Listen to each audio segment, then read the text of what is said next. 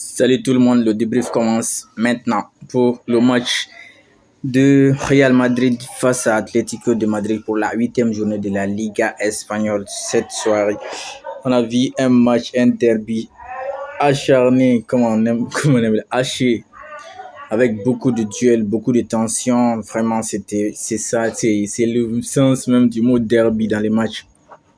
Avant de parler du match, nous allons un peu parler, comme d'habitude, de la composition des équipes. Et aujourd'hui, avec la blessure de Kylian Mbappé à l'attaque pour le Real Madrid, Carlo Ancelotti a opté pour un 4-4-2, un peu, disons un 4-3-3, mais un peu Bellingham un peu en basse, qui joue un peu au niveau devant. Nous avions eu Vinicius, Rodrigo derrière, juste il y avait Bellingham, et au milieu on a eu Aurélien Tchouameni, Federico Valverde à droite, et à gauche Luka Modric, et à la défense comme d'habitude Eder Militao, Rudiger, et à droite comme d'habitude toujours aussi notre deuxième capitaine Dani Carvajal, et à gauche Ferland Mendy. De l'autre côté, avec l'Atlético de Madrid, on a vu aussi Diego Simeone venir avec comme sa ligne de défense 4-4-2. Il déroge pas à sa règle.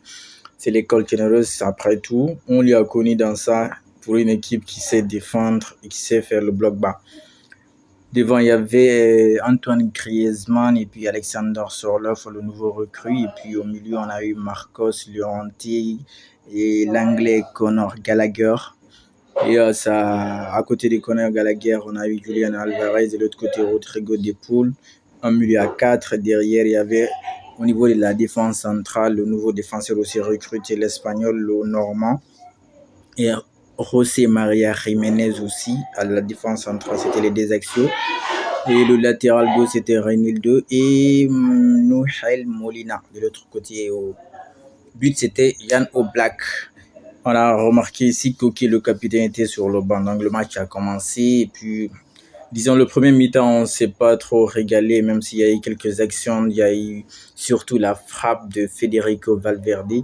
Mais on a remarqué aussi quelques accélérations et quelques dribbles de Vinicius Junior comme d'habitude. Donc le match pour la première mi-temps, il n'y a pas eu trop d'action ou de suspense. Donc ils sont entrés à la mi-temps 0-0 en retour. De la deuxième mi-temps aussi, le match a commencé, mais tout début de la deuxième mi-temps, on a remarqué surtout la 45e minute jusqu'à la 46-47. Tico a vraiment insisté et a failli marquer dès le début de la deuxième seconde. Parce que si vous vous rappelez, en fait, l'année passée, c'est ça ils ont fait, en fait. C'était le dernier match que le Real avait perdu contre l'Atlético de Madrid. Du coup, cette année, ils ont failli rééditer, c'est-à-dire qu'ils est marqué à la rentrée de la deuxième mi-temps. Malheureusement, ça n'a pas marché. Et on a reçu, nous, à marquer plutôt sur un corner de Luka Modric, et puis une reprise volée de notre défenseur Eder Militao, et le Real menait déjà 1-0. À la suite de ça, il y a eu une interruption ici de la part des supporters. On se demande pourquoi les supporters, jusqu'à de nos jours, ils continuent à faire cela. C'est qu'un derby, c'est un match de football. On est venu se régaler et puis avoir du plaisir à regarder le football les 22 jours sur le champ. Mais je ne sais pas qu'est-ce qui a pris les supporters. Si c'est le gardien Thibaut Courtois qui les a provoqués, en tout cas, ils se sont mis à jeter des projectiles, des trucs qu'on ne comprend même pas. Donc, du coup, l'arbitre a été obligé d'arrêter le match, je crois, jusqu'à environ 10 à 12 minutes, si je ne dis pas de bêtises. Après, ils ont décidé de reprendre parce que certainement les joueurs de l'Atlético de Madrid et le coach Diego Simeone ont été au niveau des supporters pour leur parler, pour les conseiller de laisser le match se dérouler. Malheureusement, on ne peut pas, certainement, il y aura certainement quelque part des sanctions pour les supporters de l'Atlético de Madrid, parce que c'est pas normal de causer, de supporter de telle sorte jusqu'à ce qu'on y ait en fait une interruption des matchs. C'est pas acceptable, c'est inadmissible en fait, quoi. Du coup, le match a repris. Disons, quand un match est interrompu jusqu'à 10 minutes, les yeux perdent du jus et puis de la forme. Donc, il a fallu qu'il se réchauffe et puis il continue. Malheureusement, à la fin de la deuxième mi-temps, dans les temps additionnels, l'Atlético a réussi à réduire le score, disons à égaliser, même c'est même pas réduire, ils ont réussi à égaliser le score 1-1 par l'intermédiaire de Correa qui a été remplaçant. Malheureusement pour le côté du Real Madrid, j'ai pas trop compris les changements de Carlo Ancelotti. D'habitude, ces changements la plupart du temps, ça payait, mais aujourd'hui, il a décidé de sortir son attaque, les deux ailiers, Vinicius et Rodrigo pour faire entrer le petit Hendrick et puis Lucas Vasquez. Puis sur le côté aussi en sortant Modric, il a fait rentrer le défenseur, le latéral ici et Franck Garcia. Donc imaginez vous sortez Vinicius, vous sortez Rodrigo.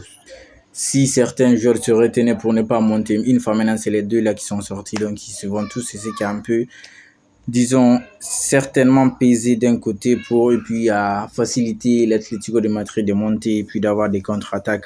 Heureusement, on a su garder le match nul. C'est comme on aime dire, si on ne peut pas gagner, vaut mieux ne pas aussi perdre. Parce que le match nul aussi, c'est un bon résultat, on peut dire. Un point, on revient à 3 points du Barça.